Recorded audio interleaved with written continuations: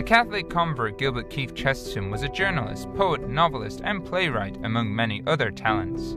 Experts say he was one of the most prolific writers of his time. Chesterton was born in 1874 in Kensington, England. During his lifetime, he produced 100 books, over 5,000 essays for newspapers and magazines, and over 1,500 pages of poetry. Some of his most important books on the Catholic faith are Orthodox and Everlasting Man.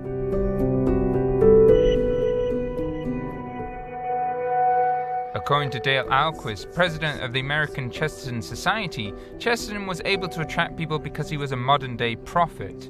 He saw the lack of faith coming in this crisis of the families falling apart and an attack on morality. But he also showed us the solutions. He showed us how to get back on the right track.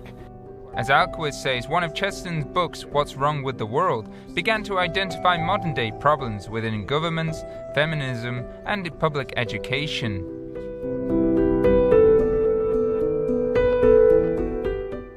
According to Father John Walk, professor of literature and communication of the faith at Pontifical University of Holy Cross, Chesterton's apologetic works are appealing because of their universal and timeless quality. Chesterton's view is already extremely broad, and it really applies to anyone, anywhere, at any time. He could be writing for someone in the Middle Ages, or it could be writing for someone in the Renaissance, or writing for someone today. He says Chesterton's skill in apologetic also comes from living in a non-Catholic country such as England. As a consequence, one is under constant scrutiny and has to understand and explain their faith more.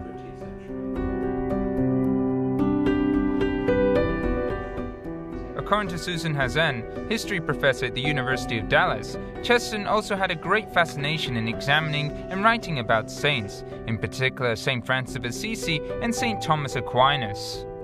Chesterton was obsessed with the idea that two such different figures, right? The flame-like figure of St. Francis of Assisi and the ox-like figure of Thomas Aquinas could both reflect Jesus Christ in two such different ways. Additionally, she mentions that despite getting into debates and arguments with people such as George Bernard Shaw and H.G. Wells, Chesterton always kept a great sense of humor and maintained relationships with people he disagreed with. Chesterton continues to attract people's attention, including Pope Francis, when Archbishop of Buenos Aires, Argentina, Jorge Mario Bergoglio approved a prayer for Chesterton's intercession.